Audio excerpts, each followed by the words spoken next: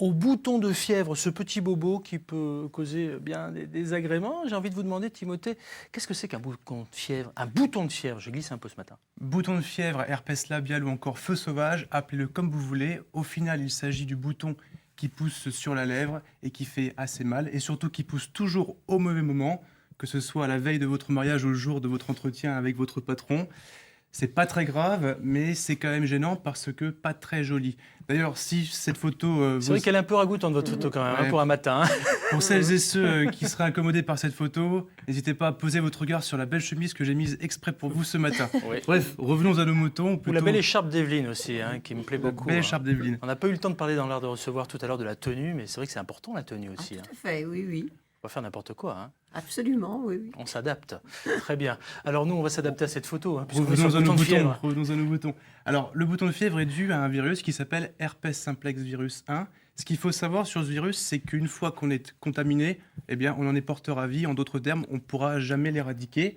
Et il va profiter du moindre affaiblissement de l'organisme pour se réactiver, se multiplier et ressurgir sous la forme d'un horrible bouton sur la lèvre. Alors, jugé par la tête d'Evelyne, vous ne saviez pas Oui. ça. Ah non, non, non, je ne savais pas qu'on était porteur à vie. Alors. Et si. Non, non. En général, tous les matins. en général, on est contaminé durant la petite Ah bon. enfance et puis on le garde toute sa vie. Alors surtout, qu'est-ce qu'il faut faire quand le bouton de fièvre bourgeonne? Dès les premiers petits picotements, les premières sensations de tiraillement, de chaleur, surtout il faut agir immédiatement parce que vous pourrez peut-être éviter la formation et le développement du bouton.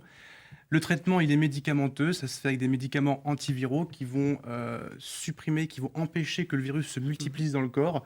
Ces médicaments, vous les connaissez sans doute sous le nom de acyclovir, valacyclovir. On les trouve sous forme de pommade à appliquer localement et aussi des comprimés à prendre par la bouche. Donc ça, c'est si vous avez le bouton. Et ces traitements sont efficaces seulement si vous les prenez de façon très tôt. Et c'est pourquoi, en accord avec votre médecin, si vous avez l'habitude du bouton de fièvre, vous pouvez pratiquer l'automédication pour avoir toujours une boîte de côté chez vous et éviter d'attendre 2-3 jours pour consulter un médecin. Ça serait dommage que le bouton se développe. Dites-moi, Timothée, au rayon des idées reçues, on entend beaucoup dire que le soleil est notre meilleur ami face au bouton parce qu'il sèche la peau. Alors, info, il faut se mettre au soleil quand on a ce genre de bouton de fièvre ou pas? C'est plutôt une très mauvaise idée. Au contraire, il y a même des gens qui font des poussées d'herpès quand ils sont au soleil. Typiquement, là, avec les sports d'hiver, à la montagne, etc., où il y a beaucoup de soleil, on conseille même aux gens, des fois, Écran total. de mettre des écrans labiaux totaux pour se protéger les lèvres. Donc il faut pas de faire soleil. attention. Pas de Ok. soleil. Et puisqu'on est dans ce qu'on entend un peu partout, on dit aussi, oh bah oui, tu mets un petit peu d'alcool sur le bouton de fièvre et hop, là, ça y est, c'est fini.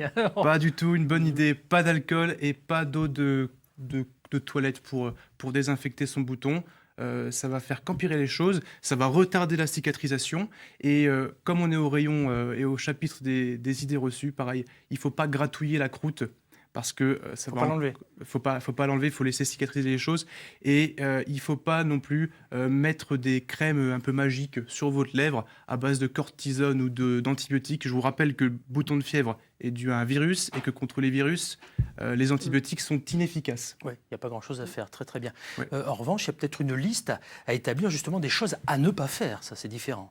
À ne pas faire et de la prévention surtout parce que je vous ai dit c'est très très contagieux l'herpès et évitez d'embrasser tout votre entourage et surtout les personnes immunodéficientes, enfin les personnes qui sont un peu plus fragiles comme les enfants ou les gens un peu plus âgés. En d'autres termes, si vous aimez vraiment votre partenaire, Ce qui est normal, abstenez-vous quelque temps parce que vous êtes contagieux durant le bouton et quelques jours après le bouton. Ensuite, alors, justement, si on est très contagieux, finalement, quels sont les bons conseils pour éviter de contaminer tout le monde? pour éviter de contaminer tout le monde, je pense notamment dans une même famille, évitez de vous partager les linges de serviette, les brosses à dents, les cuillères, les fourchettes, les couteaux, parce que le virus, il est aussi présent dans la salive. Donc vous allez contaminer tout le monde. Les brosses à dents, typiquement le pot à brosse à dents où tout le monde met sa brosse à dents et puis après les virus se mélangent, tout ça, c'est pas du tout une bonne idée. Ouais. Et autre chose, évitez de vous essuyer les yeux avec le même morceau de serviette que vous avez utilisé pour essuyer la bouche, puisque vous risquez de contaminer vos yeux avec le virus. Et alors là, ça fait des complications, des kératites herpétiques, enfin des trucs pas très Oui, très oui, rigolos. j'ai entendu dire que les gens qui portaient des lentilles, justement, qui ne faisaient pas attention avec leurs serviettes, forcément, allaient contaminer leurs lentilles. Le résultat, pouf, au secours dans les yeux. Exactement, Pascal. Il faut bien se laver les mains avant de mettre ses lentilles. Mais Ça, c'est important. Voilà, Vous avez appris des choses, Evelyne? Ah oui, tout à fait. Ah ben, Bon, bah, super. super. Bon.